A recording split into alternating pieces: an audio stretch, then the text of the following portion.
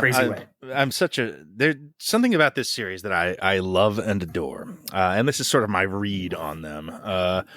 It's not like I'm not or the original person who thought this up or anything. I read this somewhere at some point on the internet. But what's kind of a great way to watch these movies is as sort of the telephone game version of myth and legend.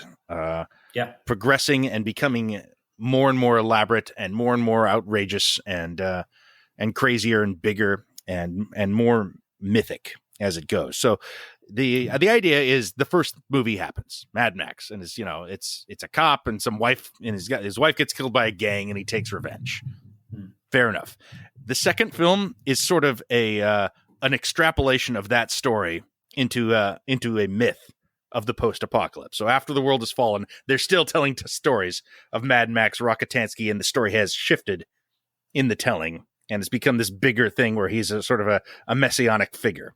And that becomes pretty explicit in Thunderdome and like even the framing device of Road Warrior. And I totally. I don't think that's. But it's the same story is the idea. So each film, like Fury Road, is just like hundreds of years later, when the world is like completely lost its mind, version of this story of this fucking like road duel between a gang and a cop, in the end of the 20th century.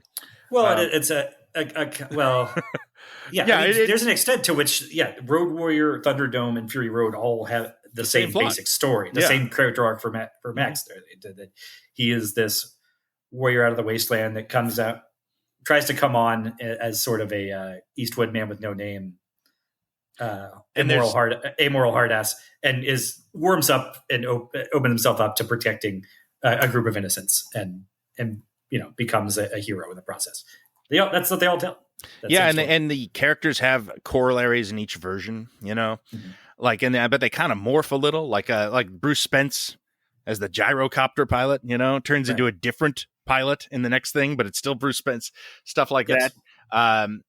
Then the metatextual aspect of the guy who plays Toe Cutter becoming a Morton Joe. Yes. Yeah. You got weird little stuff like that. And you've got, like Anti-Entity kind of splits into a Morton Joe and Furiosa a little bit. Like, it's neat. It's all really cool, and it all mirrors and parallels itself.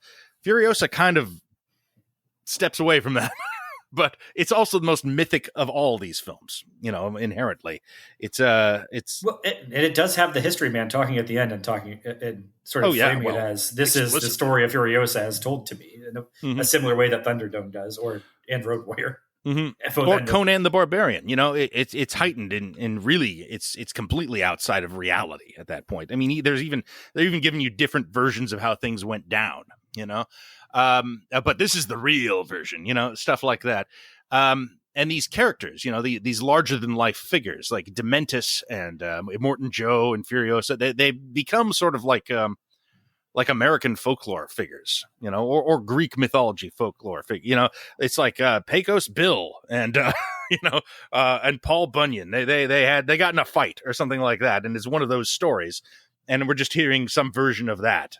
Or going back to the Greeks, it's Hercules or Jason the Argonauts. There's so many versions, or King Arthur, that there are so many like different versions of those stories that maybe you can't actually align them all up into one strict continuity. Yeah, I mean, like the Dementis's ultimate death or fate is kind of just like, that the fact that they give you several versions of it, but then there's also, the one they land on is kind of, it's reminiscent of like, I don't know what happens to Loki, the mythological Loki. It's like, or Prometheus, that sort of thing.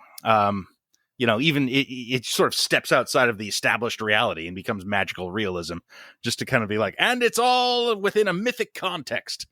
But that mythic context has been in place since the Road Warrior in 1981. Like, I don't think you're imagining this or doing the work in a way. Oh no, it invites it. It openly invites it. Yeah, I mean, you got the storyteller. I don't know, opens and closes the film. That's true in Road Warrior too, isn't it? The little kid. Yeah. Mm-hmm. And Thunderdome ends with that, and it's fairly implied in Fury Road, at least. Yeah. I